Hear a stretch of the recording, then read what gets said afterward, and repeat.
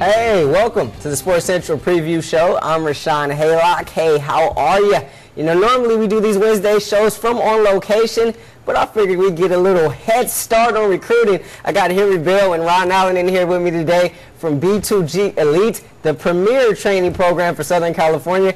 Guys, are you enjoying this high school football season as much as I am? It's been incredible. I'm happy to be here to talk about it because it has been so much to bring up. Can't wait.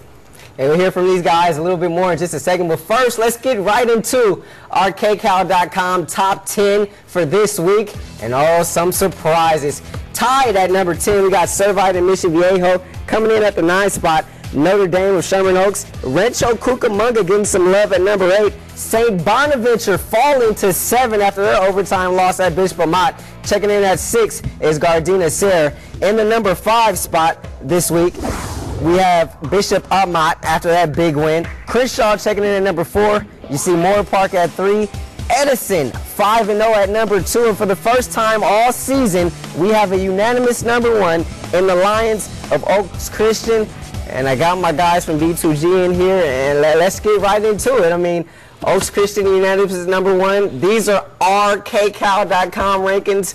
I got to go to you first, Ron. I know you have some issues with this. Yes, I do. Now, don't get me wrong. Oaks Christian has been extremely impressive. I mean, they're going out of the state, having that big win up in Washington.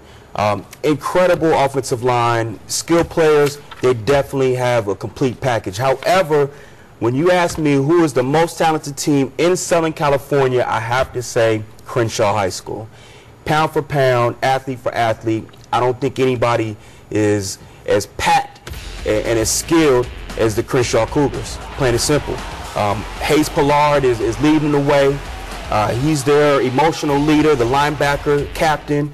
He's been doing this since a sophomore, so it's not a surprise, but he's really been leaving a blueprint behind for the next Cougars to come as far as what type of emotion and leadership you want to bring to the table to have a successful season.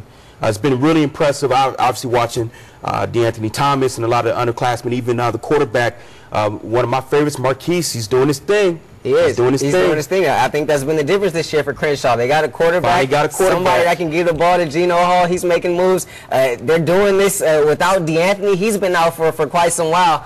But what about Lakewood, Henry? After the loss to Crenshaw in opening week, it seems like everybody's forgot about him. I mean, hey, Lakewood is hands down one of the best teams that's out there. And I don't know how people can forget about a team that has a quarterback like Jesse Stroggins, who's headed to USC, as well as Dion Bailey, whose dad is a Purdue grad.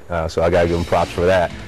But, you know, you're talking about those type guys that's on his team. Don't forget about Kevin Anderson, who's actually headed to ASU. I mean, they're packed, and they got Long Beach Poly that's coming up right now, and I feel that with a down Long Beach Poly team, I think they have a chance to, you know. This the year? This the year for those guys. Is this the year? I think so. We've been saying that for the past 3 or 4 years with those type so. guys, man, I mean, they're studs, and they're the only team that really gave Crenshaw a run for their money in the last 4 games. Again, did come down to the wire. Came down to the last play, you know, so, you know, it's going to be interesting to see how they go against Long Beach Poly. Long Beach Poly, that 80-game War League winning streak.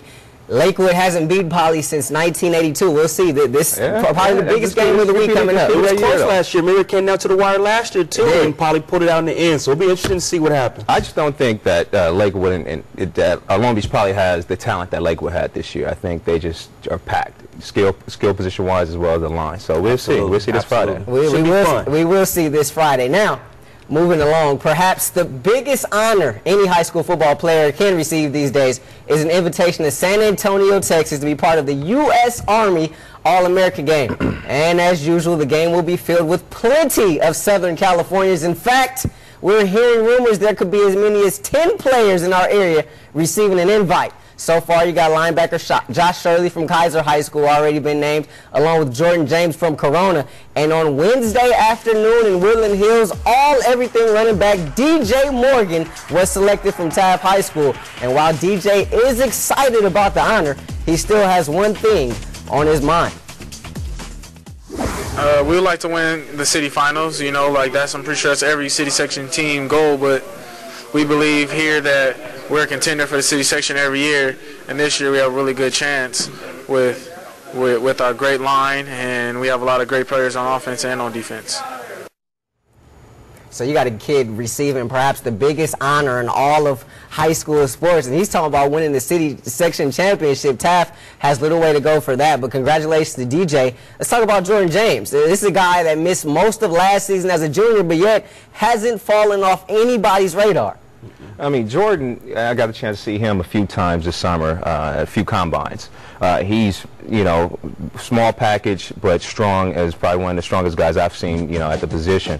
Very quick feet, again, low center of gravity. One of the things that, you know, I noticed about him that regardless of how many times he's in the game, he still puts up big numbers. I mean, he doesn't miss a beat. For whatever reason, it could be the offensive scheme that they run, but he's a very talented kid, and I think he has a huge upside. That's the reason why a lot of people haven't dropped off on him.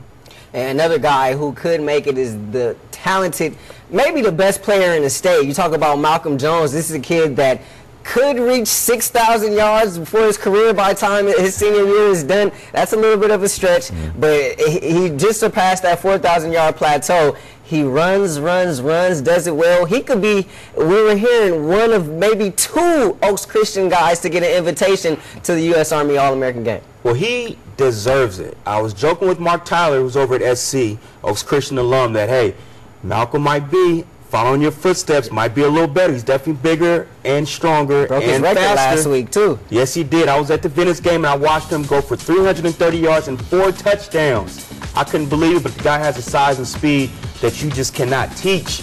He is a phenom. I remember as a freshman, he was just as big and strong as his senior All-American brother, Marshall, who's playing safety over at USC. So that just goes to tell you what kind of talent this kid is. And they're saying maybe he can commit to a school sometime this week. Stanford, UCLA in the mix.